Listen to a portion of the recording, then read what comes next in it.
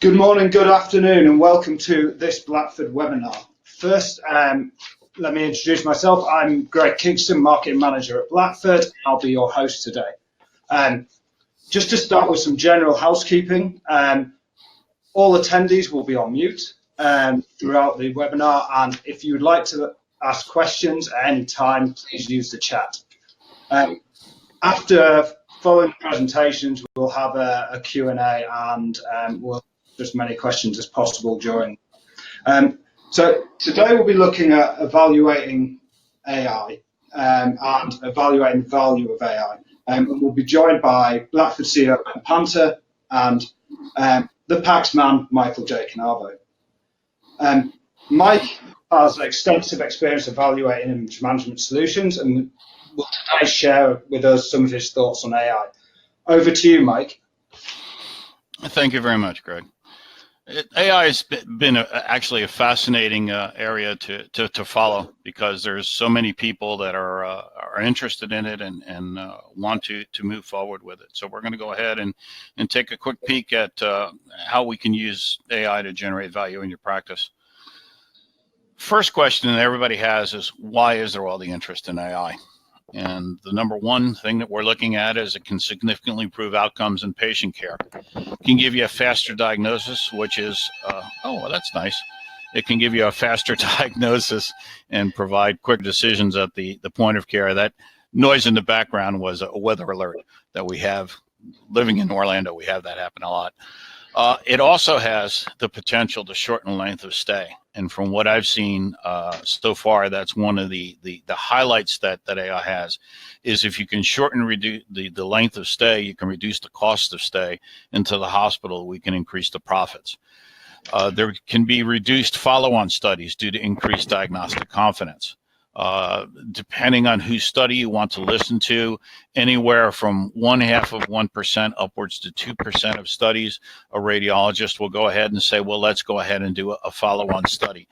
If the confidence level is increased where they see the AI report and what their diagnostic interpretation happens to be, they may not order the second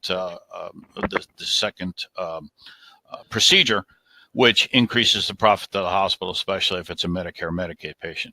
Reducing physician burnout is huge. I have one group that I'm working with. It's a smaller group, about 12 people. They've lost a couple radiologists, and AI would certainly be an advantage until they can restaff up and help them in. It ties in with monitoring applications from an insurance perspective. It can eliminate a problem before it becomes one, or identify a problem before it becomes one. Early detection is absolutely key. There's been a lot of press on this lately, and it's pretty important. Identifying rare diseases is nice, but it's a very small percentage of what the interest in AI is. And you can find ancillary findings. Sometimes you can miss, a physician can hone down and look for a particular thing and miss an ancillary finding. So AI is exceptionally good at doing that as well.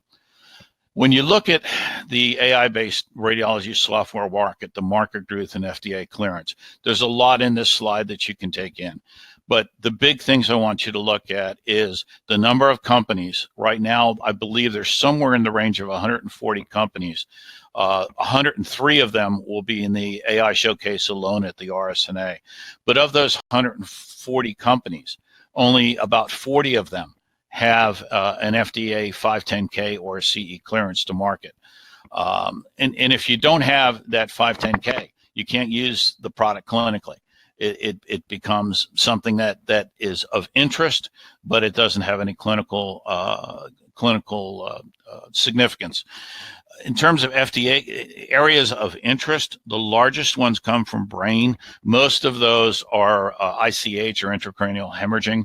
Very, very big interest associated with CTs. Then you go into breast and cardiac and lung and the rest of the world, the chest films. There's been 54 applications for 510K cleared. A few of the companies have multiple 510Ks. Most have one or two. So you have to ask, if there's so much interest in AI, why is it not being deployed at scale? I'm actually, for those of you who may read antmini.com, part 6 of my series, Practical Applications of Practical Considerations of AI, will address this particular area. And the issue is there's a mixed and confusing message about AI. Initially, when the message came out a couple of years ago about AI, the messaging came out that it'll replace the radiologist. And the radiologist had a knee-jerk reaction and said, like hell it will. And they fought against it tooth and nail. Bad message, because AI will not take the place of radiologist. AI will complement a radiologist. It may be used in certain applications, like in third world countries, say Africa, to go ahead and do a TB scan on a patient and be able to treat them real world. Or somewhere down the road, anywhere from 7 to 10 years from now, maybe take the place of breast screening. But there's no saying if that's going to happen or not.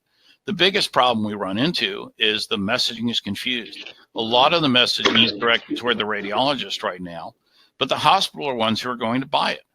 So the hospitals are asking the question, what's in it for me?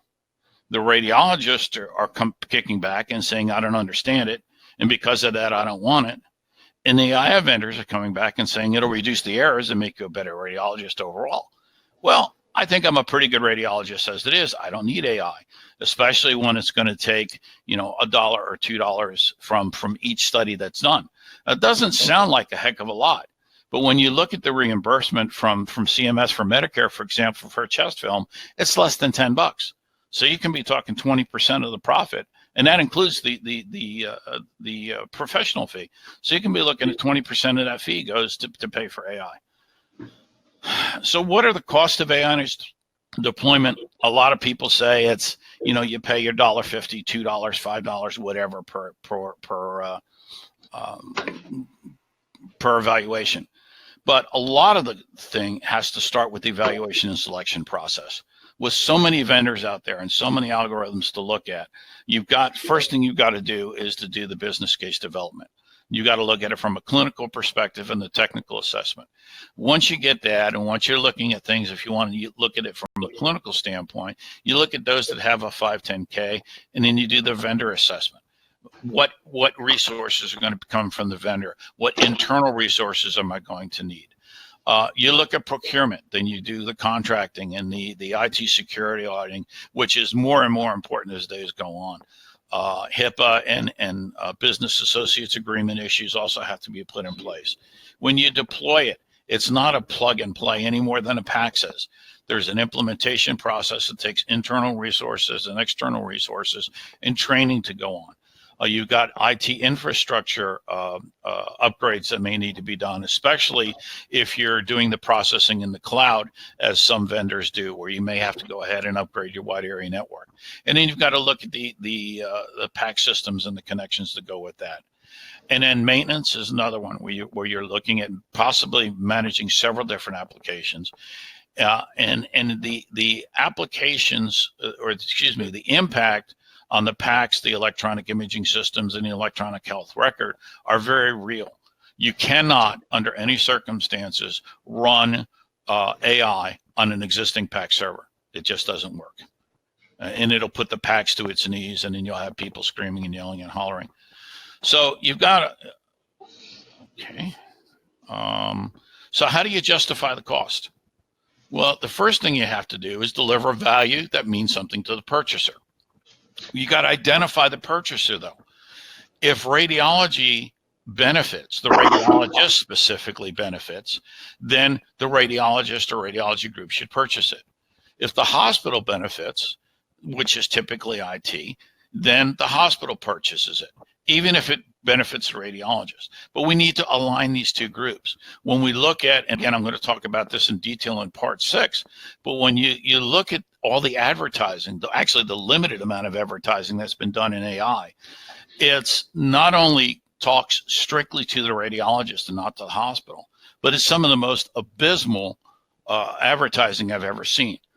Anybody who's worked had been in a radiology department outside of bringing their kid in when they get a broken bone realizes that a radiologist, for one, doesn't read from a single screen color monitor with a huge CT image on it. Doesn't read with all the lights on. And on and on and on, has a dictaphone sitting next to him. The things that are missing and the things that are put on there, the only things that are consistent from a continuity standpoint of ads, which has been abysmal since the days of pre-PACS, is the radiologist wearing the white coat and the stethoscope around their neck, which we all know is kind of a joke. Most of them are in a pair of khakis and a short sleeve shirt, and they're comfortable. So let's go ahead and look at what generates ROI. Most of the ROI right now is done from either CPT or ICD-10 codes. It's the absolute standard for healthcare in the U.S. Sadly, there is no code put down for reimbursement relative to AI at this point in time. A couple of the major vendors have told their clients to use CAD codes, computer-aided diagnosis codes, to reimburse for AI. I just don't want to be there when that audit comes in and they find out that they've gotten paid for reimbursement for CAD when actually it was AI. Increased radiology efficiency and performance. Ben is going to go into detail on that. He's actually opened my eyes to a lot of things too. In a socialized environment, and even in the U.S. environment, that's really important. But it may not matter to the hospital that buys the software. But that's the classic PACS argument. We increase efficiency, we get more studies going through. More studies equals more dollars from a technical side and from a professional side, yada, yada, yada. Classic argument, valid argument, but whether the hospital buys it remains to be seen. Improved diagnostic confidence is the one that I keep harping on. If the radiologist is confident enough in the studies that they've read, they may not order a follow-on study. And fewer follow-on studies equals increased reimbursement per admission. And then there's an increased value to the referrer. There's a better quality of care. And then there's the growth of the patient market share. I would refer my patients to hospital A as opposed to hospital B because I feel they're getting a higher quality of care. And it's also a competitive differentiation for the radiology group. So now I'm going to turn it back over to Greg. Thank you, Mike. So now we'll do a short poll. So you can answer this in the right-hand window of your chat window. So that should now be visible now. So what we'd like to ask you is, what do you consider the most important factor relating to ROI?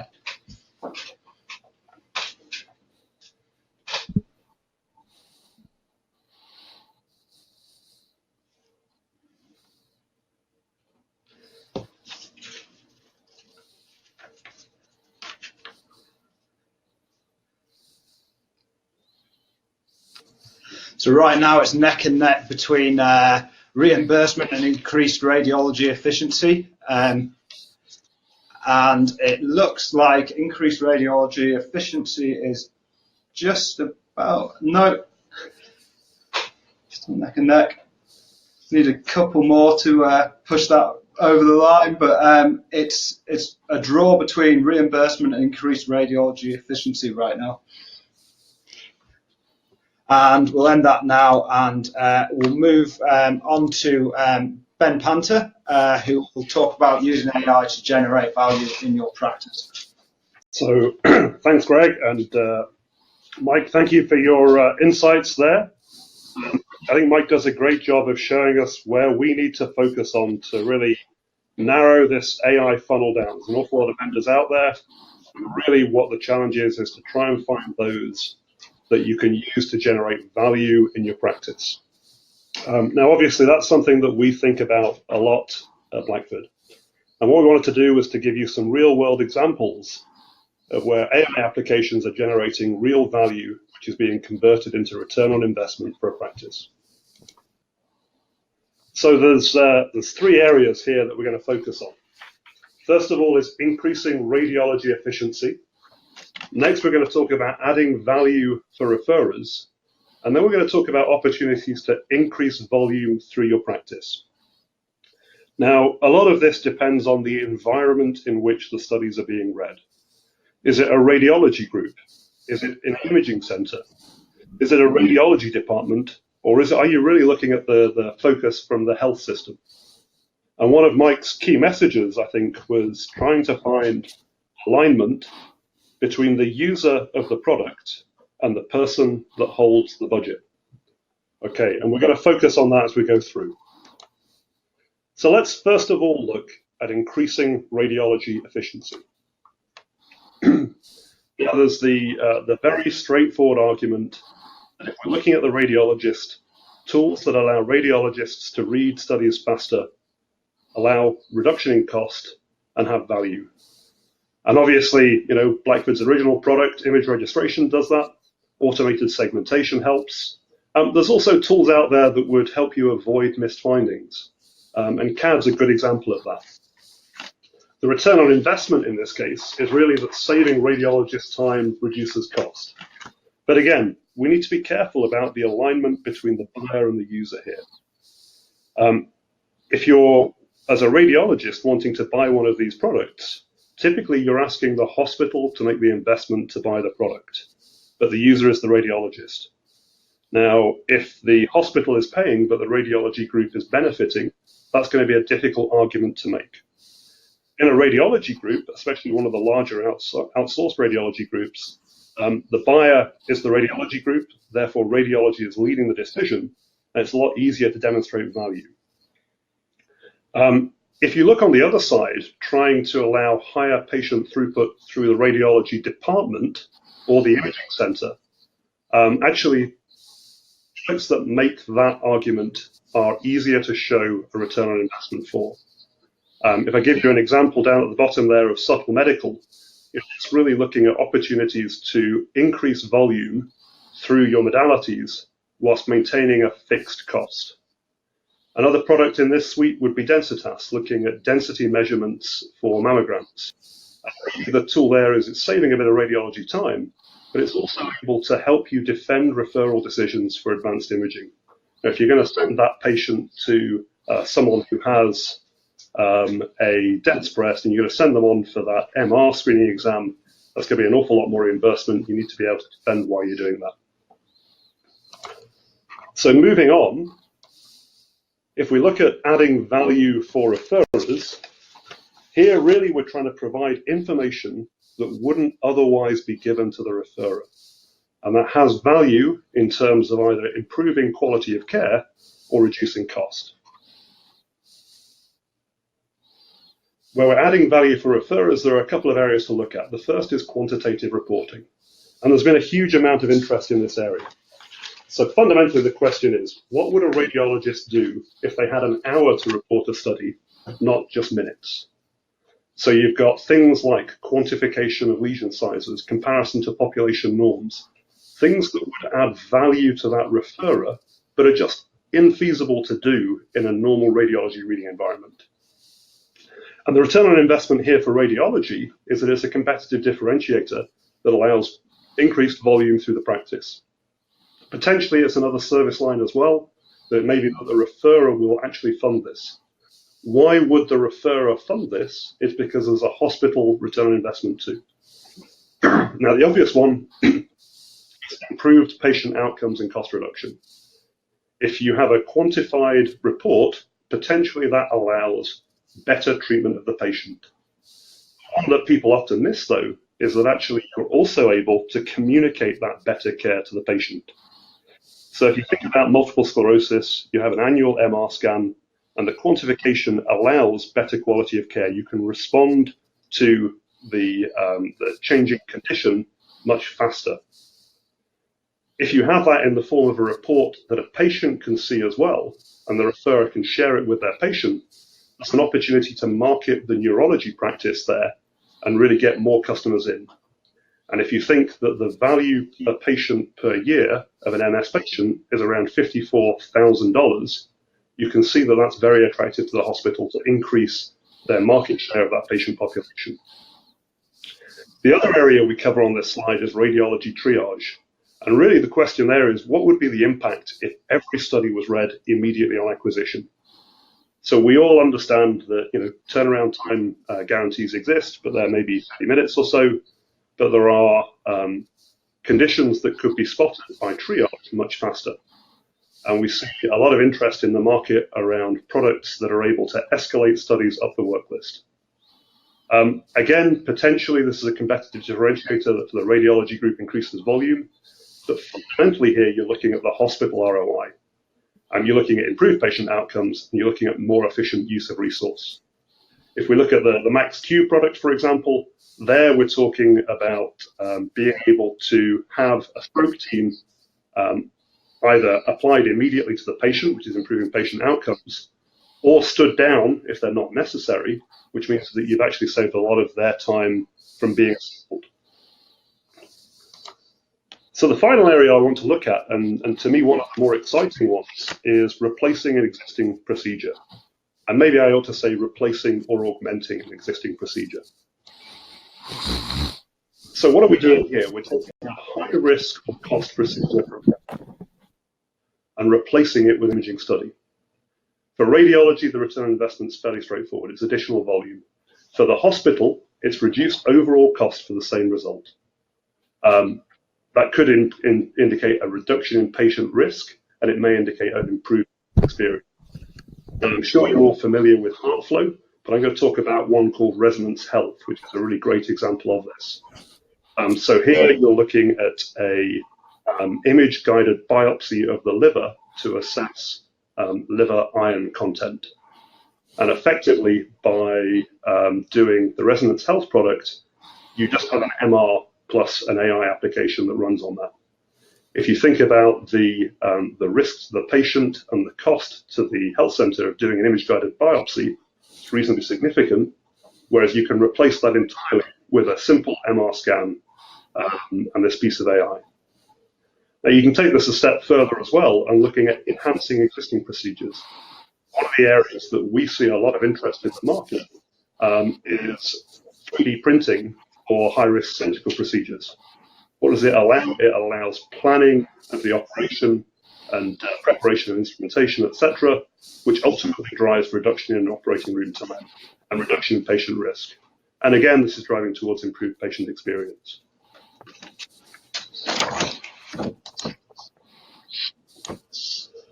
So I think we've given you 3 ways there that you can drive value from your practice with AI.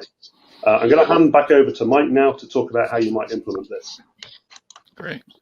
Thank you, Ben. Excellent information. We're going to look at 3 approaches to implementing AI, and there's 3 different ways of doing it. The majority of vendors out there are single algorithm providers. They provide a breast algorithm, a chest algorithm, ICH algorithm. They provide 1 or 2 single algorithms. The all-in-one solution vendors are consolidators, platforms in the marketplace. There's right now about 3 or 4 of those. Envoy AI is one, Nuance is another, Blackford is a third.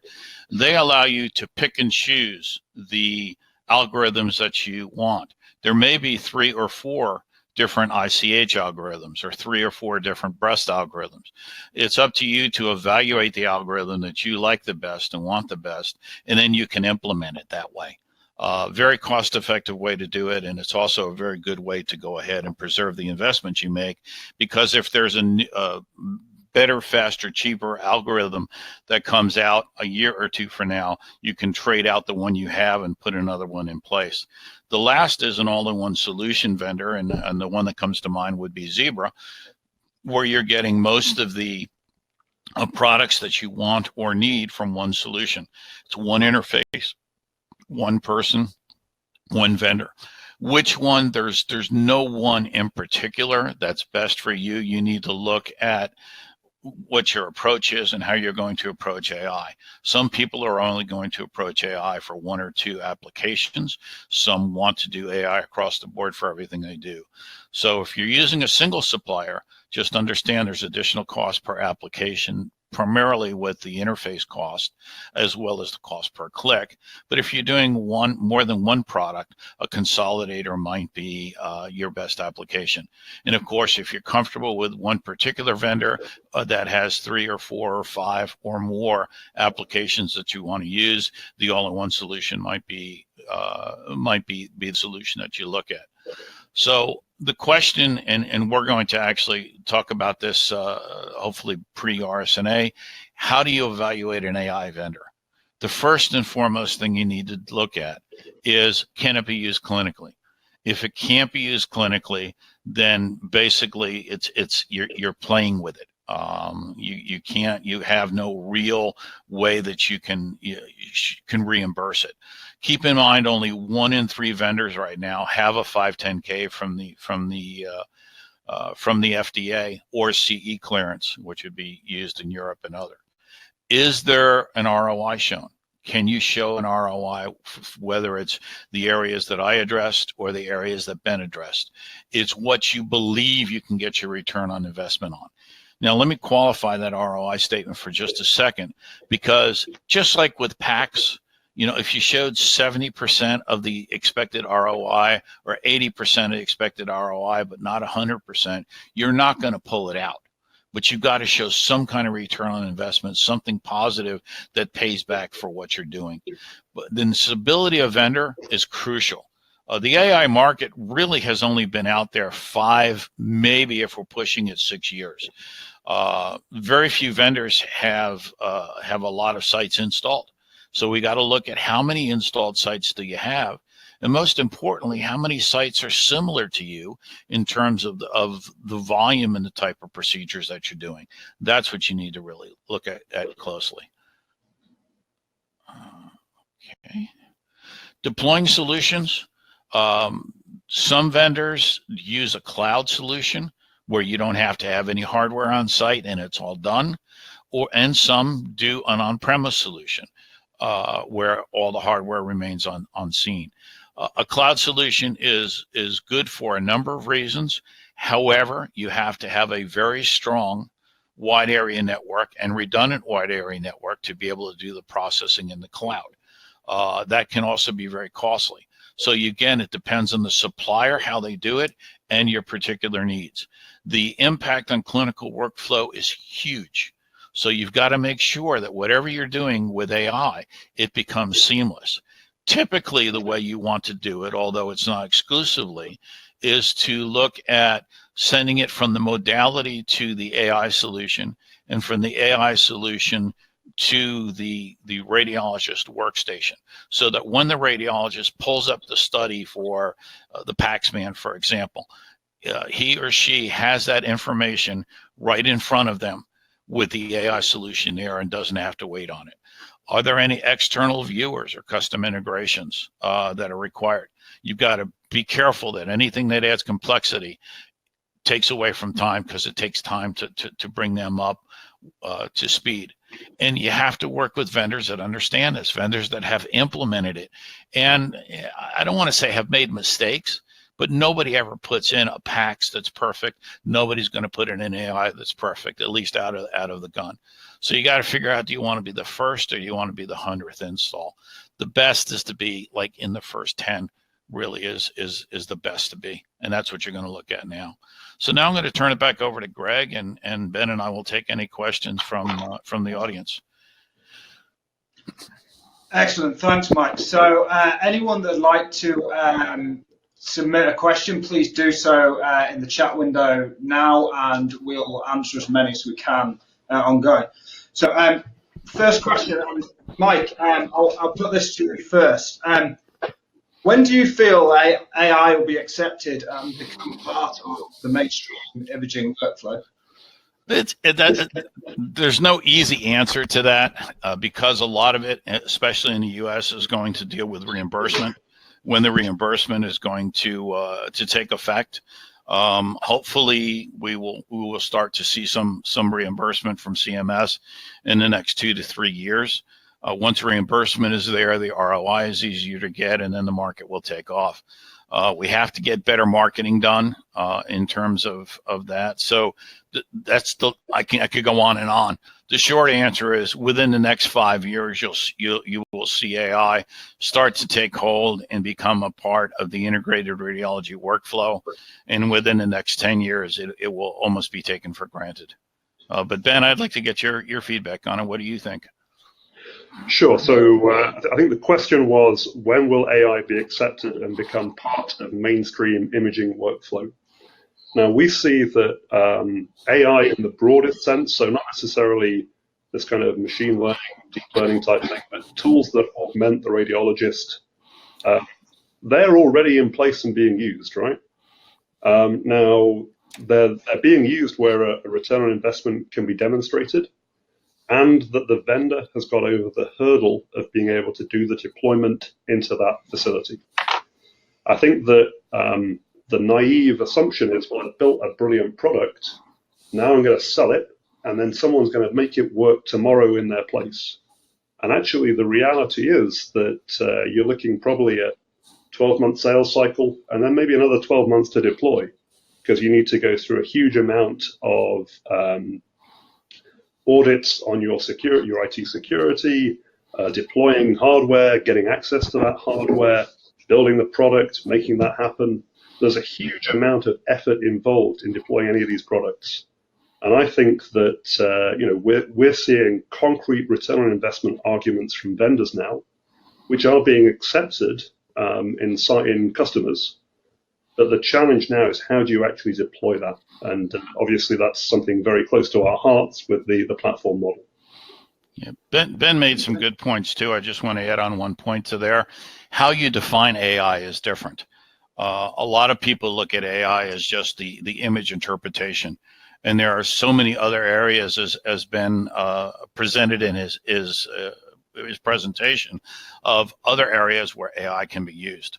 So there is the AI image interpretation aspect of it, which deals with the reimbursement, but there are so many other areas of AI that can be used right now without any issues whatsoever. Go ahead, Greg. Thanks, Mike. That's great. So next question. Ben, you've talked about ROI, and how do I put a dollar value on it? Okay, so it's a great question, right? So all of these ROI slides that I put together show where the value is. But actually, if you want to understand what the return on investment for an AI solution is in your practice, you need to go a lot deeper. You need to be able to talk about what the case mix is for your practice, how many studies you do of that sort, how many you think you could capture if you had a better offering to referrers. And then really it's possible to build a proper business model for how, with a portfolio of AI solutions, you could really generate return. I think the important thing is that trying to find any one of these to carry the argument by themselves is difficult. But if you can bundle several of these applications together to address a wide range of your case mix, there's real opportunities to drive revenue. That wasn't me kind of skirting the question, but it's really an offer to say that if you're thinking about deploying AI in your practice, please get in touch with Blackford, and we'd be happy to look at your case mix and try and put together a customized business case for you. Thanks, Ben. Mike, do you have anything to add to that question? I think Ben did a good job on that. I'm gonna let Ben follow with that. That's a good one. Excellent, thanks. So next question. I'll put this to you first, Ben. What is the current trend for accepting cloud versus on-premise? Yeah, I mean, I think that this may be a point where Mike and I's views vary a little. I would say that the decision about deploying in the cloud versus deploying on-premise is really down to what the hospital's IT security preferences are. And really, in the market, what we're seeing is that most places prefer to have an on-premise platform. You know, the processing requirements for many of these applications aren't crazy. If you need to connect to something in the cloud, it's better if the data is de-identified. But certainly of our customer base, I think we have, a fraction, less than 5%, that are actually wanting to do full deployments in the cloud. It's quite often to see, the processing taking place within a data center that serves multiple hospitals or multiple imaging centers, but a pure cloud deployment, I don't think many people are ready for that yet. Thank you, Ben. Mike, do you have anything on the cloud deployment side? Yeah, I mean, there are significant advantages to the cloud, and there are significant disadvantages to the cloud. The biggest advantage is that as the processing power increases, you can go ahead and have it increased for you, especially if you're deploying several different algorithms at once. The downside is you have to have a very strong, very redundant wide area network. In a lot of places in the United States, outside of the metro areas, simply don't have those, or simply don't have those cost effectively. Doing it in-house, a lot of IT departments are trying to get away from having more hardware in place. So that's something that really depends on the IT department, whether they want to stay, whether they want to increase hardware and support additional hardware, or whether they want to do it in the cloud. Again, it's strictly up to the individual facilities. Thanks, Mike. Another question for you now, Mike. How do you see PACS companies managing 15 AI applications without a workflow platform like Blackford or the other ones available out there? My understanding of it, and I've looked at a few of them. What they do is they have a single platform. And you can pick and choose the different AI algorithms that you care to use from. There is an integration fee for that particular platform, but that honestly is best answered by the individual companies, because every company does it a little bit differently. The only way that I see it being done, though, from if you're looking at integrating multiple AI algorithms, 10, 12, 15 algorithms, is either to use a consolidator. Now, there are all-in-one solutions that will have a half a dozen or so. But again, the adoption of using 10 or 12 different AI applications specifically for imaging is several years down the road. So. Ben, do you have any comment on that? I think if I went into it, it would become a sales pitch for Blackford. So let's move on to the next question. Okay, so Ben, are there any practical examples of a center practice demonstrating positive ROI on an AI solution? Okay, so it's a great question.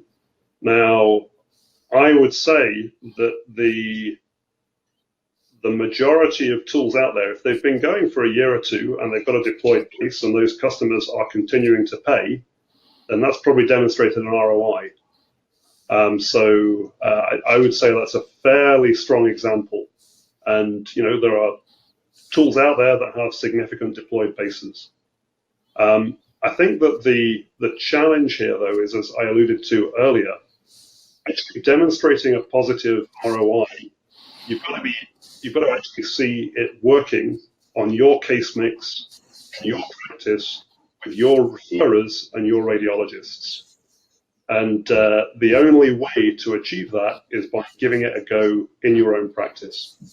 I would say that, it's one of these examples where you just have to try it, and you have to make sure that you find an economical way to do that. So you're not deploying a whole load of product that you're not going to use. And the most efficient way to do that, sorry, it's turning into a sales pitch for Blackford again, but it's through a platform. Thanks, Ben. And we'll just move on to the final question now. So what vendors currently have a CPT code for its AI-based applications? Ben, up to you. Yeah, I thought Mike's comment around the CAT CPT code was I don't know about particular CAD codes, but I know that several vendors are having a lot of success with a particular code for 3D post-processing on a separate workstation, which is, it's been fully audited and it's going through lots of insurers basically as approval. I think the key piece there is to be able to have the referrer specifically request the tool, but that seems to be working well. Another great example would be HeartFlow. Now, HeartFlow are not on the Blackford platform, but that's an application in the cardiac space. And I would recommend going to their website and having a look at the reimbursement assistance that they give, which really shows exactly how the use of that AI product can be reimbursed. I think there's a huge number of vendors out there who would love to have a CPT code, but remember that the effort involved in getting a CPT code, there's no new money in healthcare. And whatever you convince the ACR to endorse, you're talking about a 3 or 4 year process to get the CPT code in. I don't think that's the right way to look at things right now. It's possible that AI will become a requirement for claiming on a particular CPT code for reading a study. But again, I think that's some way away. Yeah, I don't know. Mike, do you have any other views on that?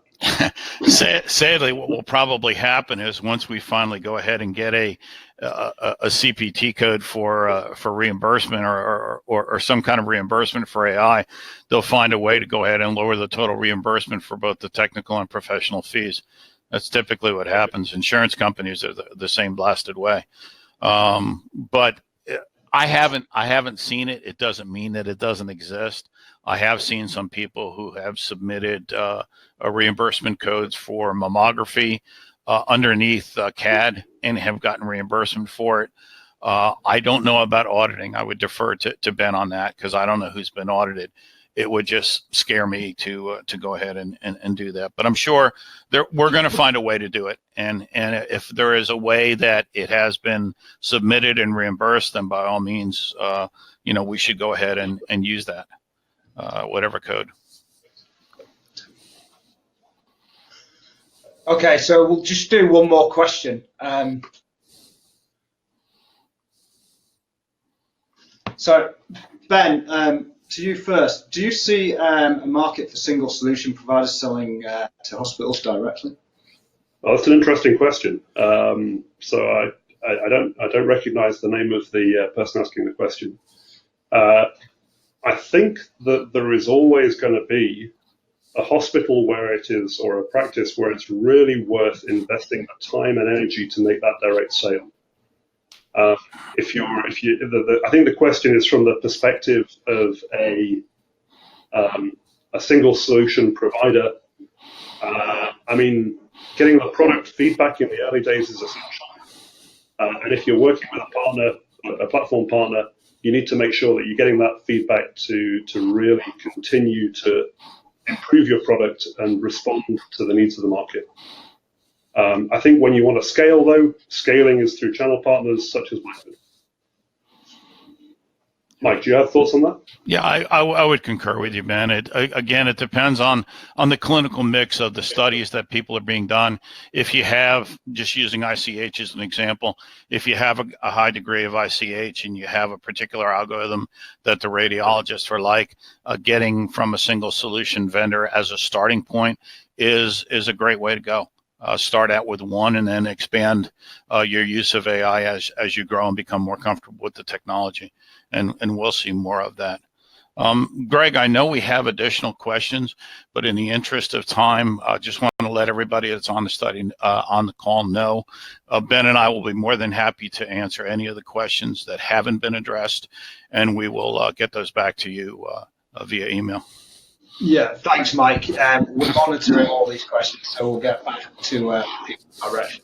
At this point, I'd like to thank Mike and Ben, and that brings us to the conclusion of this webinar today. So thank you very much all for attending.